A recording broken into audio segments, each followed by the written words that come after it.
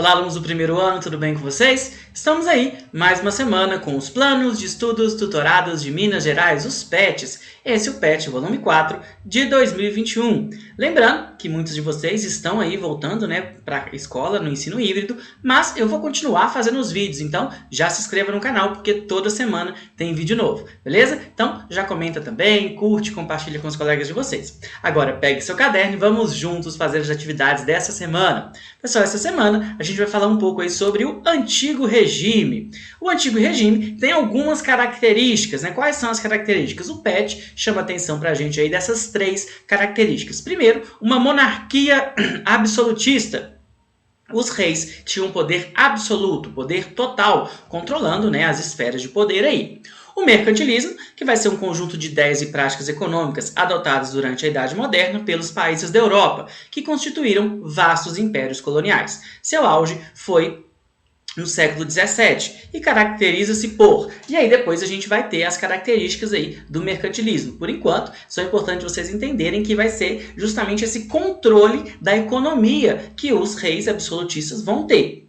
E uma sociedade estamental, sociedade dividida em estamentos ou ordens. Cada pessoa pertencia a um estamento e deveria passar toda a vida nele, ou seja, não havia mobilidade social. Então, essas 3 características aí são muito importantes no que a gente conhece como Antigo Regime. A monarquia absolutista, as práticas mercantilistas, que vão ser esse controle da economia, e também uma sociedade estamental, uma sociedade dividida em que você nasce em determinado grupo, você pertence àquele grupo e você morre nele. A própria ideia do poder da monarquia está relacionado a isso. O poder da monarquia ele é hereditário, ele passa dentro da mesma família. Então, está relacionado aí a essa sociedade estamental. Eu falei para vocês aí do mercantilismo, agora eu vou falar para vocês das práticas mercantilistas. Os países absolutistas controlavam a economia, interferiam nela. Através do quê? Do colonialismo. O colonialismo vai ser o quê? A dominação, o controle de outras terras, como por exemplo no Brasil. O Brasil era colônia de Portugal. A gente tem a América Espanhola, que era colônia da Espanha. Os Estados Unidos eram colônia da Inglaterra. O metalismo é a utilização de ouro e prata como símbolos de poder de uma nação. Então, o poder de uma nação, a riqueza de uma nação era medido pela quantidade de ouro e de prata que eles tinham guardado. Então, de que eles tinham controle, de que eles tinham produção. Então, isso aí que é o metalismo. Balança comercial favorável é a ideia de que você deve vender mais do que você compra, você deve exportar mais do que você importa. Então, os países tentavam sempre vender mais, exportar mais e comprar menos, para terem um saldo positivo. E eles faziam isso muito através do que a gente chama de protecionismo. O que é protecionismo? Protecionismo vem de proteção, é o chamado protecionismo alfandegário. É você criar um imposto para que os produtos de outros países fiquem mais caros quando eles são vendidos dentro do seu território. Então você faz um imposto que aí, se o produto que vem de fora for tentar ser vendido ali, você cobra um imposto sobre ele. E aí ele acaba ficando mais caro. Beleza? Bom, a gente vai falar um pouco também sobre o iluminismo. O iluminismo vai ser um movimento artístico, filosófico, cultural, que vai questionar justamente o Antigo Regime, que vai questionar esse poder absoluto que era destinado aí aos reis. O século XVIII, na Europa, é chamado de século das luzes, em virtude do iluminismo, movimento intelectual e filosófico que teve a França, seu principal centro, e que contestava a sociedade da época que chamamos de sociedade do Antigo Regime, que entrou em crise. Então, o século das luzes seriam porque eles queriam iluminar, queriam levar novos conhecimentos, uma nova forma de governo, uma nova forma de enxergar o mundo, E eles vão criticar justamente o Antigo Regime, com aquelas características que eu já falei para vocês. Um desses críticos, vai ser o John Locke. O filósofo inglês John Locke criticava o absolutismo e defendia a liberdade individual, a tolerância religiosa e a propriedade privada. Tem até um trecho de uma das obras dele, olha só. É evidente que a monarquia absoluta, que alguns consideram o único governo do mundo, é, de fato, incompatível com a sociedade civil. Não podendo, por isso, ser uma forma de de governo.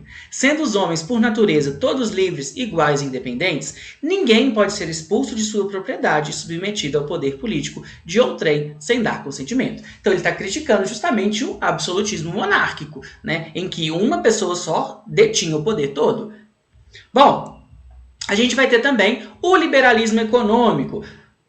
O filósofo escocês Adam Smith, considerado como o pai do liberalismo econômico, defendia ideias radicalmente opostas ao mercantilismo, como, por exemplo, que o Estado, poder político estabelecido, não deveria interferir na economia. Quem produz deveria ter liberdade para definir o que produzir e a que preço vender.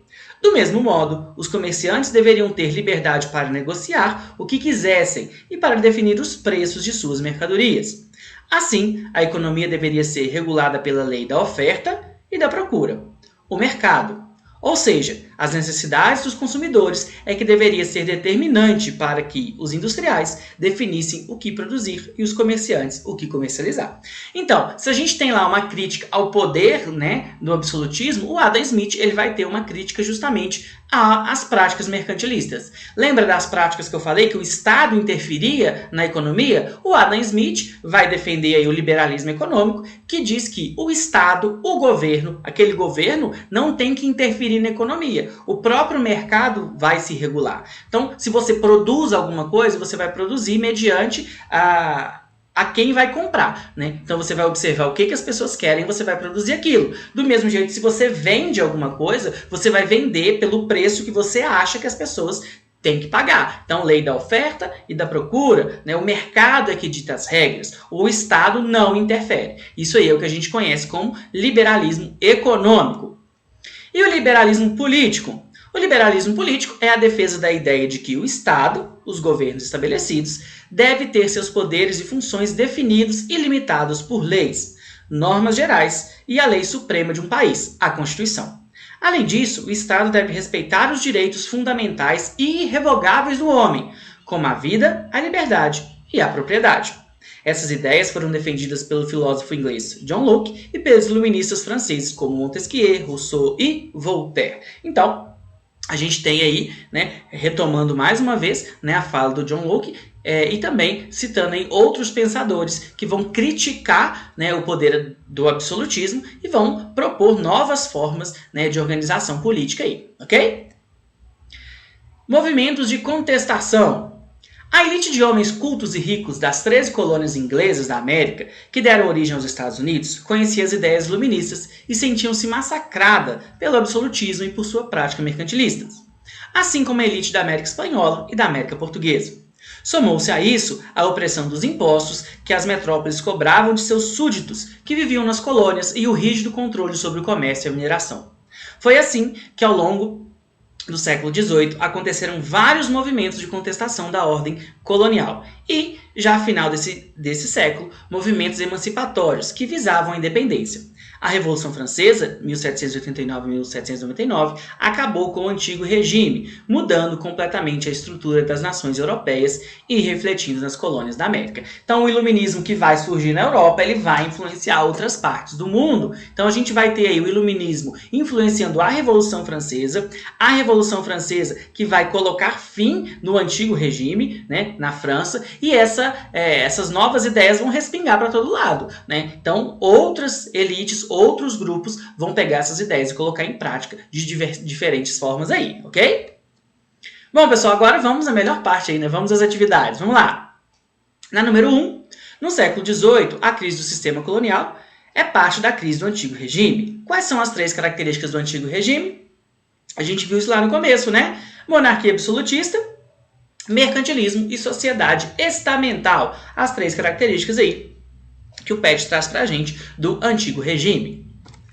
A número 2, como o absolutismo e o mercantilismo oprimiam os colonos da América, essa aí também é fácil, né? A política e a economia eram controladas pela metrópole através do absolutismo e do mercantilismo, né? Então, por isso que você tem, né, essa opressão, porque tudo é controlado pela metrópole. No caso do Brasil, controlado por Portugal. No caso dos Estados Unidos, controlado pela Inglaterra. No caso da América Espanhola, controlado pela Espanha. Então, a metrópole que controla. E ela acaba oprimindo, né, os seus colonos em diversos aspectos aí, né? Ela vai criar leis, sobre a venda de alguns produtos, ela vai decretar um monopólio de algumas empresas, então tudo isso, né, é baseado na relação metrópole-colônia. Agora vamos aí a um texto antes da número 3. No final do século XVIII, Vila Rica, que hoje em dia é Ouro Preto, Rio de Janeiro, Salvador e Recife eram centros intelectuais onde as pessoas tomavam conhecimento das ideias iluministas que circulavam na Europa. Embora as autoridades proibissem a entrada e o comércio dos livros dos filósofos iluministas, eles chegavam no Brasil, no fundo dos baús, onde rapazes brasileiros da elite que tinham estudado em universidades de Portugal e da França guardavam suas roupas. Esses livros eram lidos e discutidos por um número reduzido de homens que deixavam-se influenciar pelas ideias de liberdade, igualdade, direito dos povos e de instituírem seus governos, entre muitas outras que levaram-nos a uma crítica ao colonialismo e à autoridade absoluta dos reis. Então, como eu falei, o iluminismo não vai ficar restrito na Europa, ele vai se espalhar. De que forma? Através de livros, por exemplo. Muitos pertencentes da elite daqui mandavam seus filhos estudarem na Europa e quando eles vinham com essas ideias, com esses livros, essas ideias começam a circular. Óbvio que a gente vai ter uma tentativa de controle dessa circulação. As autoridades portuguesas proibiam a circulação dos livros dos filósofos iluministas no Brasil do século XVIII, porque eles eram considerados como uma ameaça à manutenção da ordem social. Então, por que eles eram considerados aí essa ameaça? Os iluministas criticavam as bases do antigo regime e isso podia inspirar revoltas dos colonos contra a metrópole. Então, por isso que, as autoridades coloniais, portuguesas, elas vão proibir esses livros, porque eram livros que podiam inspirar as pessoas a lutarem a favor da emancipação do Brasil, e contra o antigo regime. Aí a gente tem mais um texto aí antes da próxima questão, olha só. As 13 colônias inglesas, situadas no leste da América do Norte, foram a primeira região das Américas a tornar-se independente. Sua declaração de independência foi assinada no 2º Congresso Continental da Filadélfia, Pensilvânia, em 4 de julho de 1776. Repare que as ideias dos filósofos iluministas foram inspiração para o texto dessa declaração.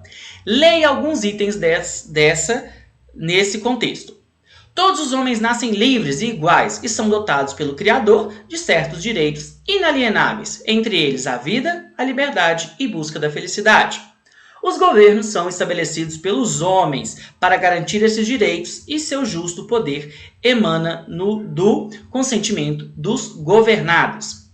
Se um governo não reconhece esses objetivos, o povo tem o direito de modificá-lo ou aboli-lo e de estabelecer um novo governo fundamentando nos princípios e sobre a forma que lhes pareça a mais própria para lhe garantir a segurança e a felicidade.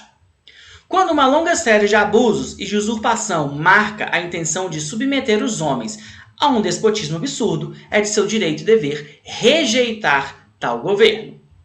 Agora vamos à pergunta aí, ó. O último item citado acima fala de uma longa série de abusos e de usurpação. Dê exemplos de abusos praticados pelas metrópoles europeias sobre seus colonos na América. E aí a gente tem vários exemplos disso aí, Um controle político, administrativo e econômico sobre as colônias que não tinham liberdade de escolha. As leis, por exemplo, eram feitas a partir dos interesses da elite metropolitana. Então, leis aí comerciais eram feitas basicamente para atender os interesses das elites. Então, a gente tem aí esse controle político, econômico e administrativo, sendo o que na declaração veria como uma longa série de abusos e usurpação. Beleza? Bom, pessoal, as referências que eu utilizei. E é isso. Boa semana, bons estudos. Não se esqueça de se inscrever no canal, dar like nesse vídeo, curtir, comentar e compartilhar com os colegas de vocês. Comenta aqui embaixo o seu nome e a sua cidade, para que no próximo vídeo eu possa mandar um salve para vocês. Beleza? É isso, pessoal. Até a próxima. Valeu!